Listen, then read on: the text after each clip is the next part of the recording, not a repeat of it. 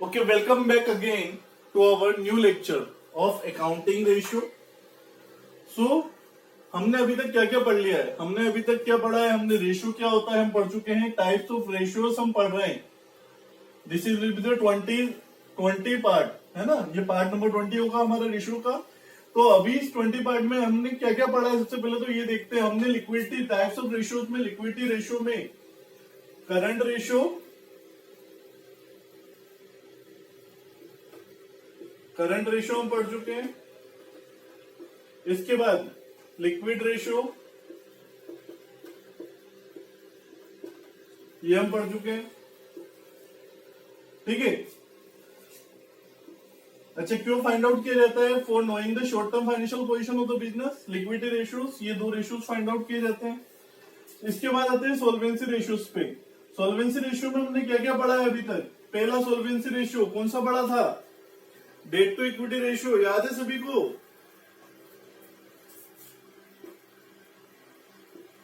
Date to equity ratio.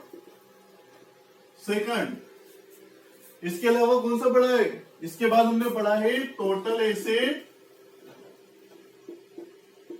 To what? Debt ratio.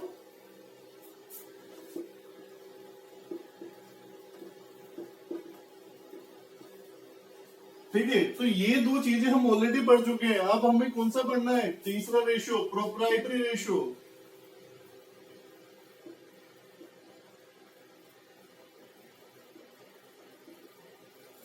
कौन सा है तीसरा ratio?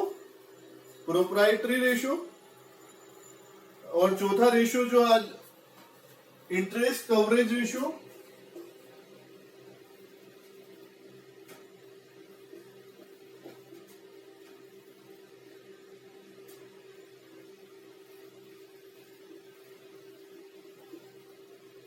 Interest coverage ratio.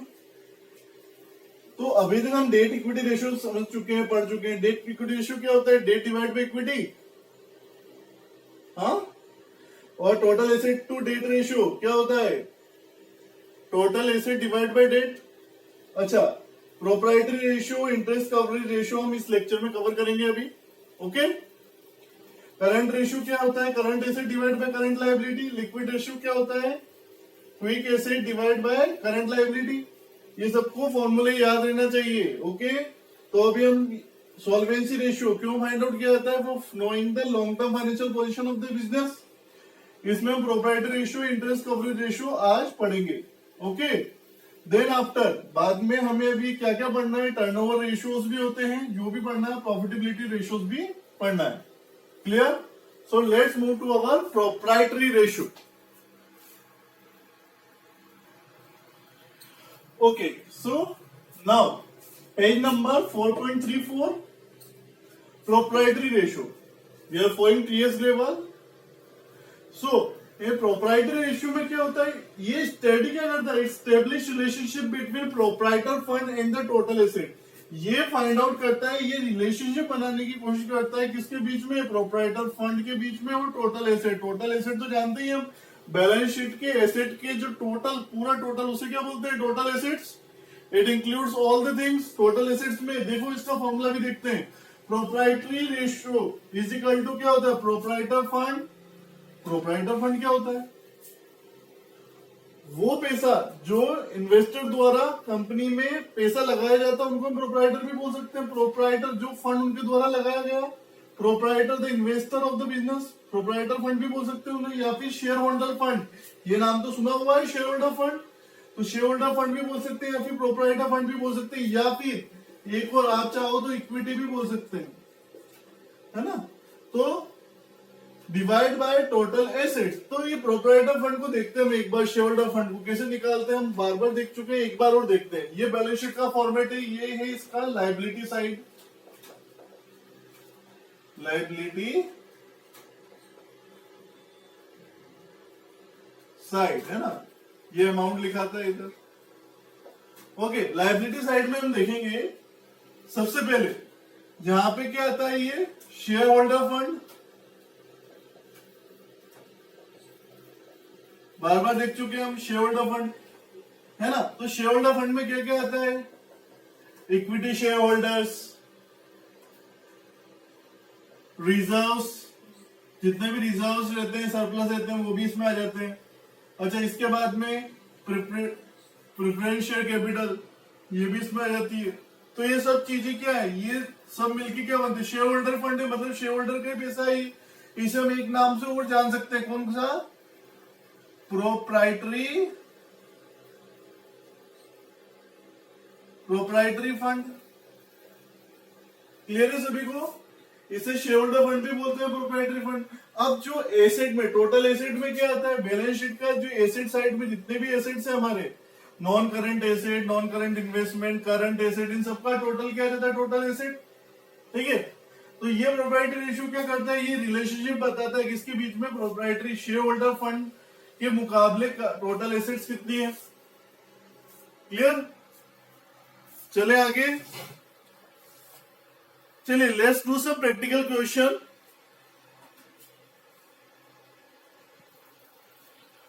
Okay, so let's go through operating ratio, page number 4.35. Question of operating question is given on your book also and also on your blackboard. Here it is the illustration number 57. Illustration number 57. Question ने हमको क्या क्या दिया है, share capital दी है 5 lakh, non current asset 22 lakh, reserve surplus 3 lakh, current asset 10 lakh. Okay, and question asked us to find out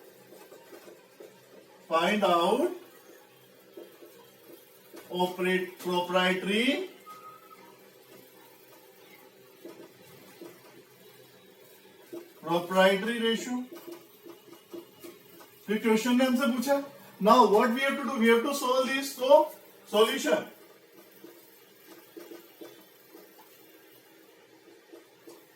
proprietary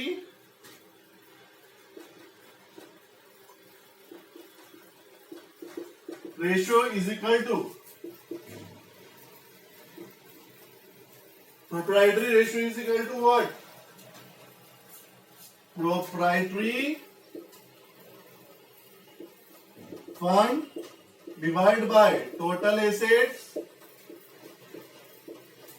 okay, तो first of all working note number first,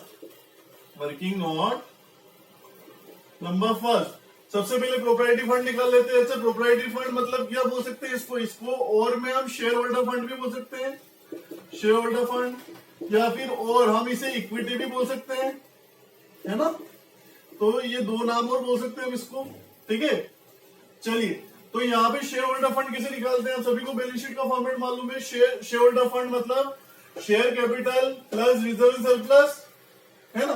तो लिख दो, क्या निकालना है आपको, प्रोप्राइटरी फंड निकालना है, is equal to share capital plus reserve and surplus. कितना आएगा, 5 लाख प्लस 3 लाख, 8 लाख।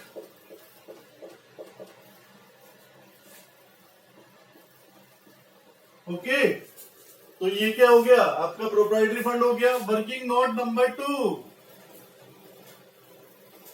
अब क्या निकालना है, total assets. Total assets is equal to, कौन क्या क्या है टोटल एसेट्स में, क्या आती है, नॉन करंट एसेट और करंट एसेट्स। लिखो, non current asset plus current assets कितना है, 22 लाख प्लस 10 लाख कितना आ जाता है, 32 लाख, 32 लाख। इधर लिखेंगे 32 लाख, कितना रेशियो हो जाएगा, काटे इसे,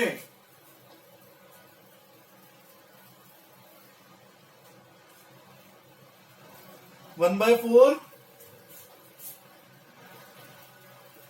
1/4 कितना आता है, 0.25, तो 0.25 रेशियो 1, एक तो ये हो गया, है ना, इसको मिटा देते हैं।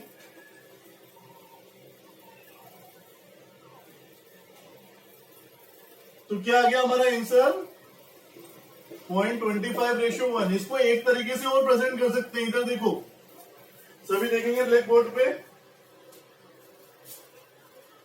इसको चाहे तो हम इस तरीके से लिख सकते हैं, proprietary fund divide bye, sorry पूरा लिखता हूं मैं, समझ में आएगा, एक मिनट रुके।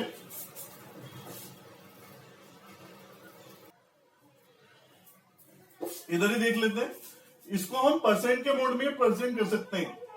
तो परसेंट के मोड में परसेंट के मोड में प्रेजेंट करना है तो कैसे करेंगे?